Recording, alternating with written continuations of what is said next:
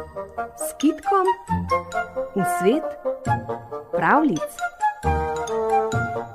V današnjem torkovem popodnevu si bomo na Radiu Sora zopet vzeli čas, da se s kitkom potopimo v svet pravljic. Danes nam bo Tatjana Šmid, knjižničarka iz knjižnice Ivana Tavčarja Škofja Loka, prebrala pravljico o beli tački. Živela je lisica, ki je čakala mladičke in zdaj je iskala varen kraj, kjer bi jih lahko skotila. Revica ni vedela, kje naj se ustavi, kam naj se obrne. Šla in nazadnje je našla neko pastirsko kočo. Vstopila je in ne zagledala malo sena. Tudi vodnak je bil ob strani, tako da si je rekla: "O, dobro, tu ostanem, to bo zdaj naš dom." 6 mladičkov je skotila in potem je odhajala. Prihajala. Seveda, nekako je morala priti do hrane. Ko so že nekoliko zrasli, jim je rekla: "Poslušajte, mladički moji, grem, da nam najdem kaj za pod zob. Morda dobim celo kokoško." Kajti lisice imajo kokoši zelo rade.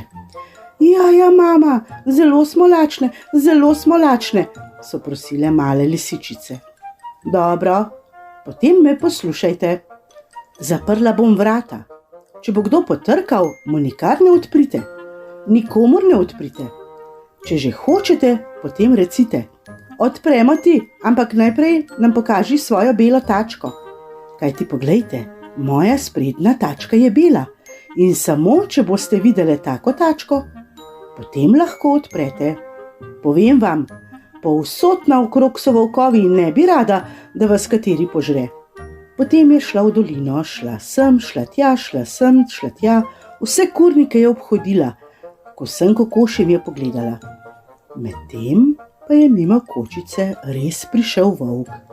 Dvignil je smrček, kajti volk voha že nadaleč, in rekel: "Tu notri je nekaj, kar bi lahko pojedel." Potrkal je na vrata. Tok. "Kdo je?" so vprašale lisičice. On pa je z milim glasom rekel: "Jaz sem mama, vaša mama." "Dobro, če si mama, nam pa kaži svojo belo tačko." To pa ni šlo, vse volkove tace so bile črne. "Kmalu se vrnem, mladički moji, prav kmalu," se je znašel volk. "Samo še nekaj grem iskat in bom takoj nazaj." Stekel je v vas, poiskal apnino jamo in taco pomočil v belo apno. Potem se je vrnil. Spet je potrkal. Tok. "Kdo je?" so vprašale lisičice. "Vaša mama." "Dobro, če si mama, nam pokaži svojo belo tačko." Volk je v hišico pomolil svojo belo taco in oboščki so bili tako lačni, da so jo pogledali samo na pol. Odprli so mu vrata, volk je skočil in jih 1, 2, 3 požrl. No, požrl jih je le 5, kajti najmanjši in najbolj slaboten se je skrival za vrati in volk ga ni opazil. Mama lisica se je vrnila s kupom kokoši. "Kaj se je zgodilo?" je vprašala. "Ne vem," je jokal mali lisjaček. "Prej si prišla, pokazala si tačko in potem si odpeljala vseh 5 bratcev in sestric. Le mene si pustila samega." "Ne, ljubček moj." Ja, edino če je bil volk," je pomislil lisjaček. Res, da ni bil volk tisti, ki je vzel vse sestrice in bratce in jih nesel v goro.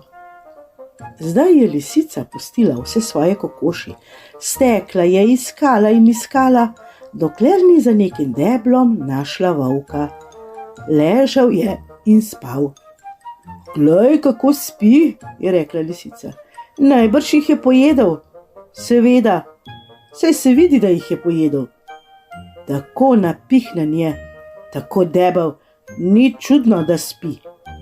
K sreči je v sabo vzela nož. Ta lisica, bila je dovolj pametna. Prerezala mu je trebuh, on pa je kar spal in molel tace v zrak. Iz trebuha je skočilo vseh 5 malih lisičic. Vseh 5. Lisica jih je dvignila in odnesla domov. Potem pa je oskubla kokoši in naredili so si pravo pravcato pojedino. Saj si jo tudi lahko. Lisičice so bile rešene in hrane je bilo dovolj za vse. Mogoče se gostijo še zdaj.